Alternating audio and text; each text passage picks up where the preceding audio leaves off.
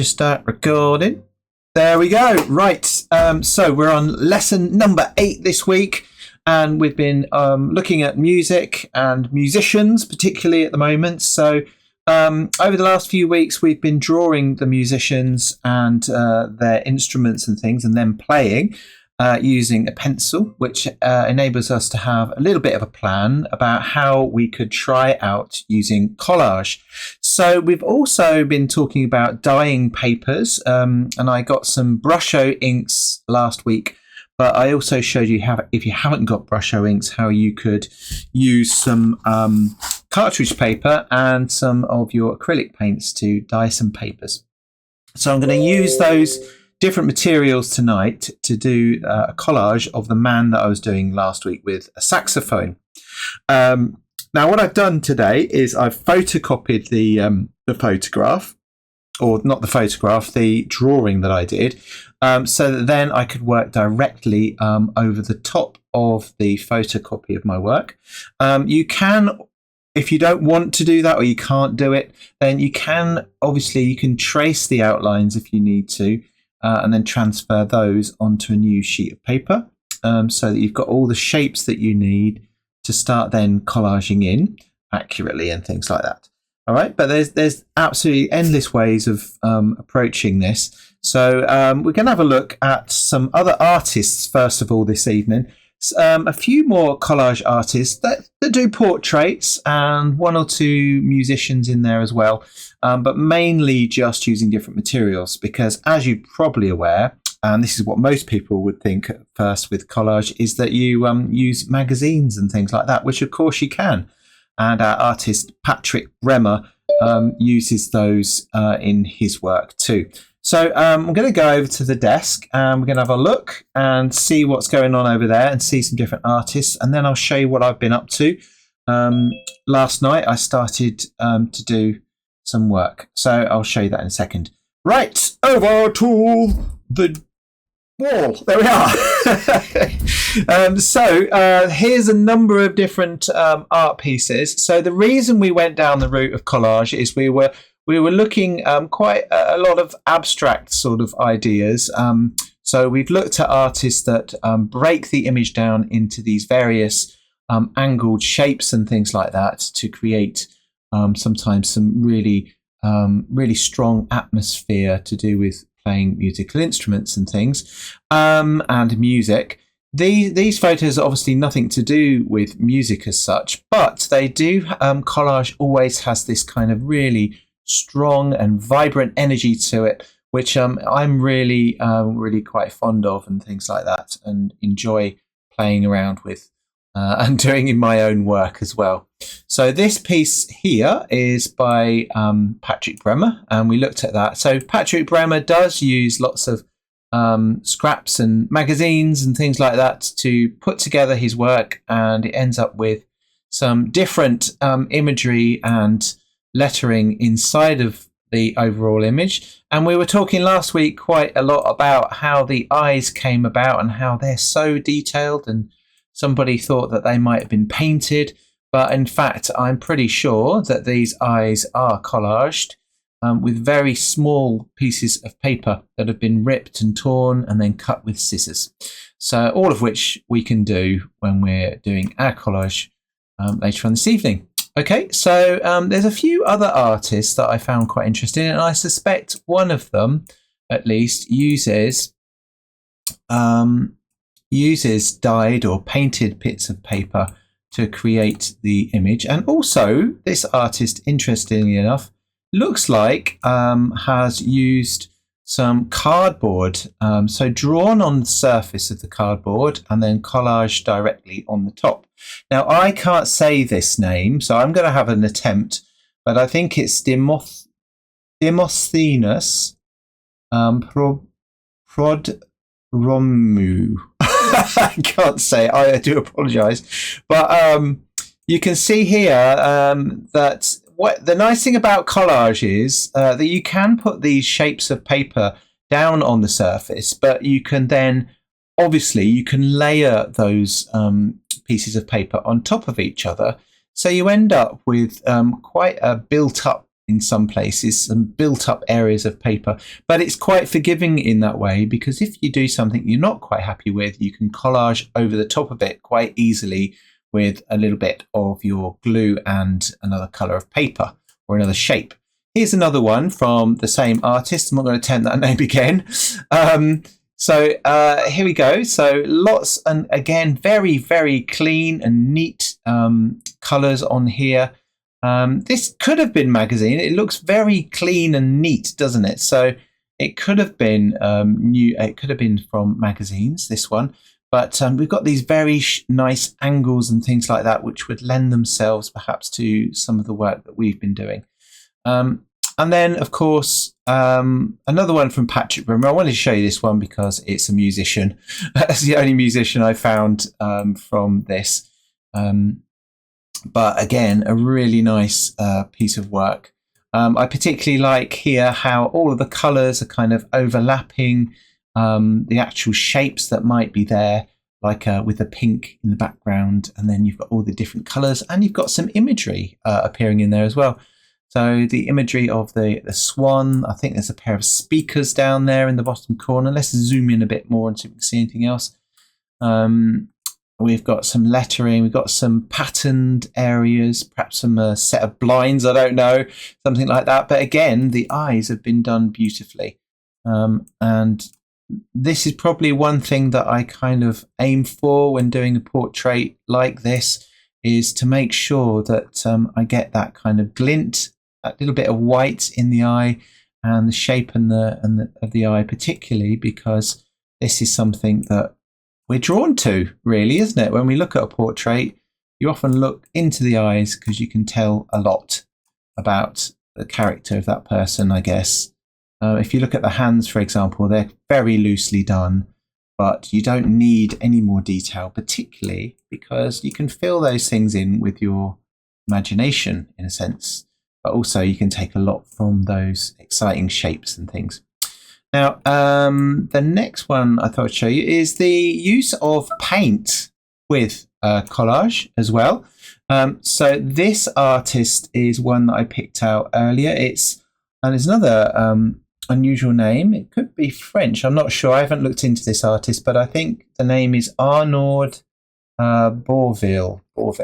Okay.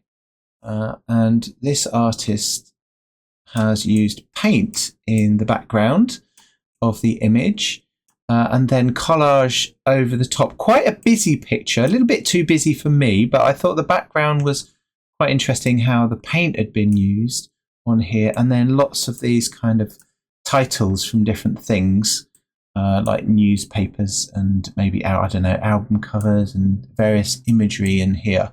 So we're kind of bordering on what the surrealists may have done in the 20s, where there's imagery within imagery and things like that as well. So another interesting one. And I've put these on the drive for you, should you want to have a closer look. And this one here uses, again, magazines and things like that. And you can see, again, the shape of the hair is quite clear, but the details inside are not. But again, it makes it for a very interesting piece of work. And then the eyes again, and the shape of the head have been carefully rendered to create a really cool piece. So there's lots of exciting things to try out. Now, the last one, we were just talking before I started recording, and what you can do, of course, is if you don't fancy doing all that detail in collage, you can do something a little bit like this. And there are more ways of doing it, but you can see here that perhaps a drawing has been done after a layer of collage has been applied to a surface. So there's limited sorts of colours. In fact, probably just cardboard. It looks like some lines up there at the top, various pieces of newspaper, and things like that. And then, of course, we've started to draw and paint a figure over the top of the collaged area. So it's a mixture of collage and paint, which, of course, Picasso, who we looked at before, and George Braque would have done, is use a mixture of paint and collage in their works to create this exciting movement and things. There's some bits of lettering in there, some patterning from some sort of publication, something like that. So, I mean, it looks really, really, really nice. And then we've got a bit of red on the head, perhaps to draw your attention to that, and a bit of balancing on the shoulder there too. So some really nice stuff for you to think about just there. And if you do want those, they're on the drive for you to access. And there's some more on there as well that I've put. So we'll go over to the table, or my desk rather. So last week we were doing all these different coloured papers just here. So I've got quite a few. I actually got more than I need here, really. So we're going to be using these to do the collaging. These ones here, which are a bit smaller, are done on a cartridge paper. So they will have a different effect because they're quite thick. So they will obviously create more texture on the surface of the page, but equally can be used very easily on collage as well. I find it's one of those things, actually, collage, when you get kind of in the rhythm of it, I find it really hard to stop and very enjoyable to do. So we've got plenty of papers just there. So if you haven't made any, you can, of course, because you were doing the other work last week, please take your time and do those today. Okay, so over here we have my photograph of this chap playing his saxophone. And I talked about how to draw that out on the video last week. It took a while for me to upload it this week because for some reason it just wouldn't work, but then I tried it another day and it did. So you'll have to have a look at that. So yeah, I drew this out with a 6B pencil with all the shading and things. As I mentioned last week too, you could draw a grid over the top of your image and enlarge it. So that's a great way to make your picture bigger. So what I've done since then is, and this is what I did last night, is I have started to create a collage of it.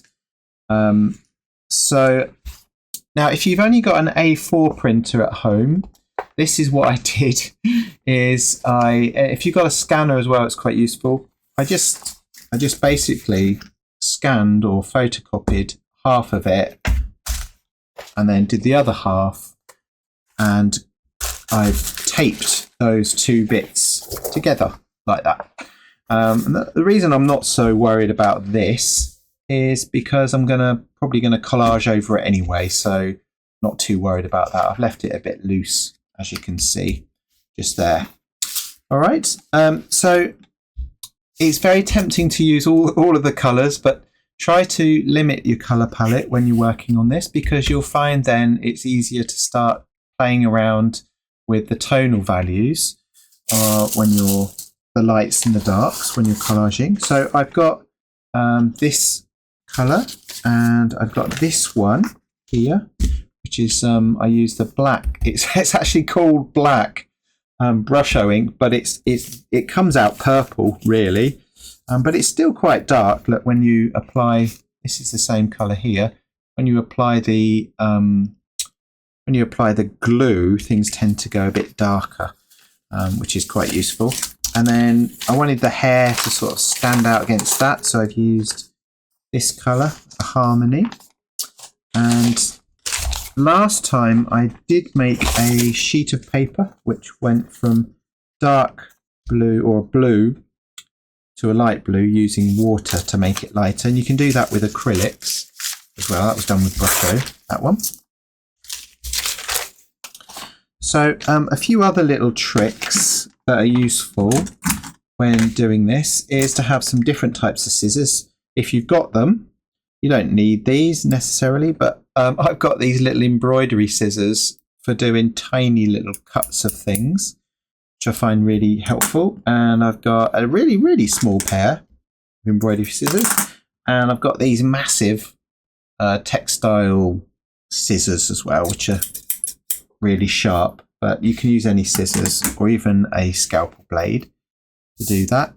So if I zoom in a little bit, you can see what I've been doing. So being inspired a little bit by Patrick Bremer and all these like exciting shapes that are put in here. I started the collage last night because I knew the background I wanted to be a bit darker. So I went around the edges with very small pieces, and I'll show you how to do that. So you'll need PVA glue. I just always keep mine in a jar, and maybe just a tiny drop of water is really useful. And what I do when I'm collaging is I basically get a bit of glue and I paint it on the area that I want to work with. So it's quite useful because, as you might know, PVA dries clear. So it's really nice to use. And then a lot of what you see here that I've been doing has been done by pinching small pieces of paper like this with my fingers, and then placing them where I want them, like this, and then brushing back over the top. So you probably get a bit of glue on your fingers, and I usually do after quite a few, after I've been doing it a little while. But it starts to work quite nicely when you get going and layering it up. So you can get around the edges of things quite quickly like that. And then on these strips, I have used my long scissors. I don't usually use long scissors like this. I often use a scalpel blade. But I do find that using a pair of scissors is quite nice because you get something from the hand comes through in the way that you cut. It has a slightly different feel to it at times rather than being too clean or too precise. So I've made these little strips here, and again apply the paper and place it down and then glue over the top. And remember, if you don't get things in exactly the right spot, it's not the end of the world, because you can collage over it and get rid of it completely if you want to with a new piece of paper in its place. So there, I've done that now. So, and I'm going to keep going. I was thinking of adding some of these blues into the background as well, so we can see how it starts to form. So at the moment, the face on this chap is a little bit harsh, particularly around here, but I thought I'd just get myself going last night so I could talk to you all about it. So I've got this lighter purple here. So I just pinch out a little bit like that, and then I can just put in a little bit more, and eventually I can start to soften edges and things like that. But you'll find, as with drawing, that you notice more things about what you're looking for as you progress. So I'm going to show you one more thing, which is really handy for getting accurate shapes, because you're probably thinking, how do you get the exact shape? So there's what the method I used last night was to use a bit of this carbon paper, but of course you can also use tracing paper. So you just trace the shape out, and then you can transfer it onto the back of your paper. So if I transferred with tracing paper on and then cut it out the same way, it would be backwards. So I need to flip the paper over, and I'll do that in a few minutes when I've done this. So here's some carbon paper. So I love this stuff because it's really quick and easy to use, and a bit less fussy than tracing paper. So if you do have some, great. So if I wanted to cut out a specific shape with the carbon paper, I'm just going to get rid of my original drawing. Then what you can do is put your tracing paper, put your carbon paper behind, and I'm just going to do this as an example. So I get my purple, put it underneath, So the shiny side of the carbon paper needs to be facing down like that. Oops. And then you put it over the top and you get a pencil such as a 2H this is. And so let's say I'm going to do something. I'm going to do this shape here, for instance. So I'm going to go around that. And this isn't necessarily the colour that I want, but just wanted to show you how I would cut that out. So I've just gone around this shape here. And then I can pull that off, and I've got my exact shape there. So then I can get stuck everywhere. So then I can get my little pair of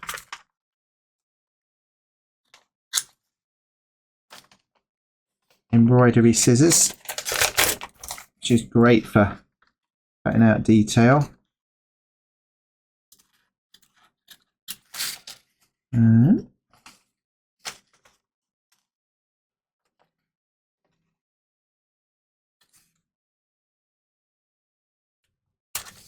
There we go. And then so I've got that exact shape now. Now if you're doing shadows and things or highlights, it's brilliant because that's what I did with the eye shapes just here, is I actually cut the whole of this shadow and then glued that directly on top, and I also did it under the nose and stuff. But as soon as I've done that, it fits really nicely into that area there. And I think I might do the saxophone a different colour to that, but basically I've done that. So now, so the things to look out for are going to be the shadowy areas in your photograph, so the dark areas, and then the light areas. With the highlights, what I've been doing is I've been using a piece of photocopy paper to actually put in some of the highlights. So I need to zoom in a little bit again.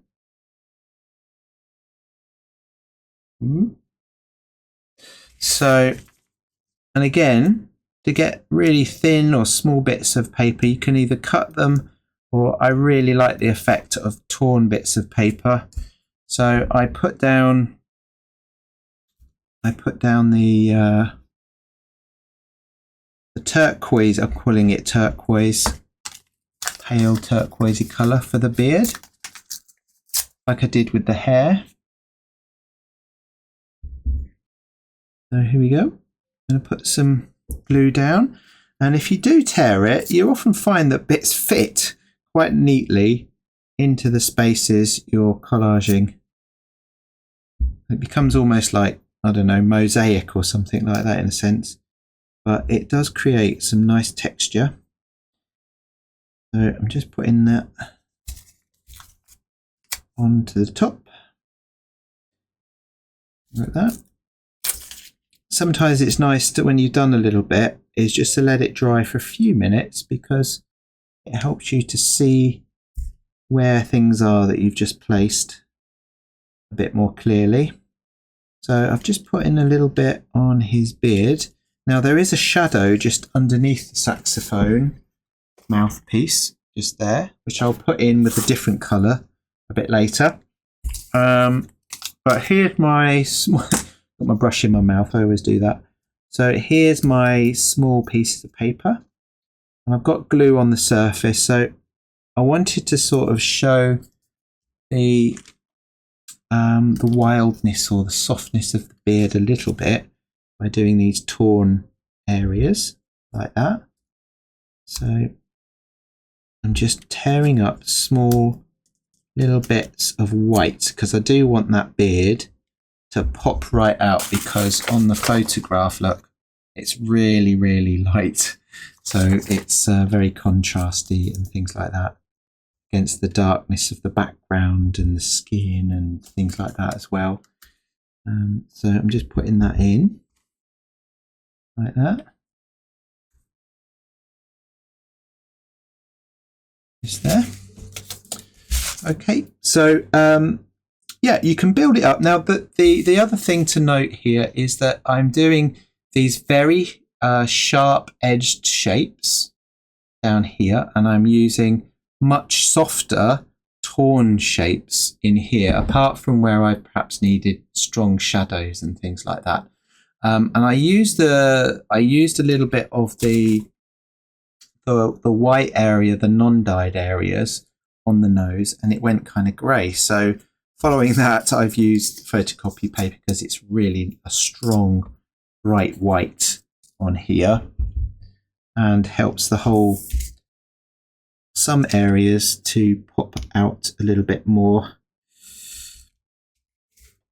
So that bit I've just put on there is going to be a bit too bright. So I'll just come back in and work back into it again.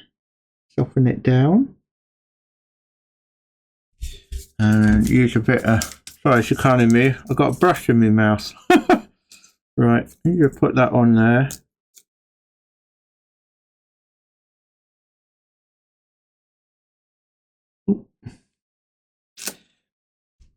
So you'll find sometimes you put a bit of paper down and it really doesn't look right, but again, you keep working into it. Okay. The other thing you can do is mask areas off. So let's say I put down a piece of, and I'm just going to do this quite randomly around the edges. So I've got, let's say I want a really thin line. So I'm just going to collage that into there. I'll go over it later. I need to. So let's say I wanted a really thin line of white just here, but when I'd collaged it down, it was too thick. You can then mask off that area. So you've done one layer of colour, or white, I should say. And then I want that to be really, really thin, which is really hard to do, perhaps with a pair of scissors or whatever you're using. So you can place it just over the top like that and mask areas off to get super duper thin lines.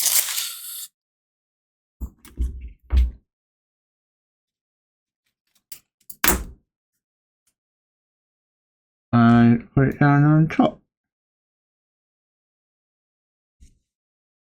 So you can create these thin highlights like that. So that's pretty much what I've done here with the expression on that man's face there, on the saxophone player's face.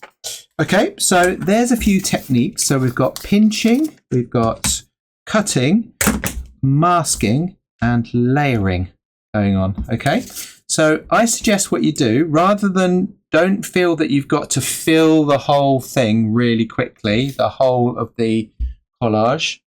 I would focus on one area and build that up and as far as you can, so you can see how it's working, and then learn perhaps a little bit about the techniques, rather than like, oh, I need to do that area, I'm going to just go like that, put on a big bit. What you want to do is think, well, okay, I'm going to try a technique out on there. I might try some stipples or something like that in smaller pieces. Okay, so there we go then. So I hope that makes sense. And I know if you haven't done it before, it might be a little bit of a challenge, but let's just have a bit of fun and try it out and see what you think. And if you need some help, of course, that's what I'm here for. So please do ask. All right. Okay. So there we go. So we're going to crack on now, everybody. So does anyone have some questions about this? Statement rather than a question, actually, Jamie. Yeah. Yours is easier to see how you built up the face. The ones, I love those other two pictures of the lady with the hair all done at the back. Oh, was that on the yeah? Yeah, and the other lady with the red hat. That's it. The one, yeah. Yeah. That one and the one to the left. Yeah. But because it's set back now, you can just see the tones, how they've got it. It's just fantastic. Yeah. But you'd never think that would look like that. No, I know. When you go like that, you think, well, bits. Yeah. You think, how is that going to work? And then you do that and you think, oh, gorgeous.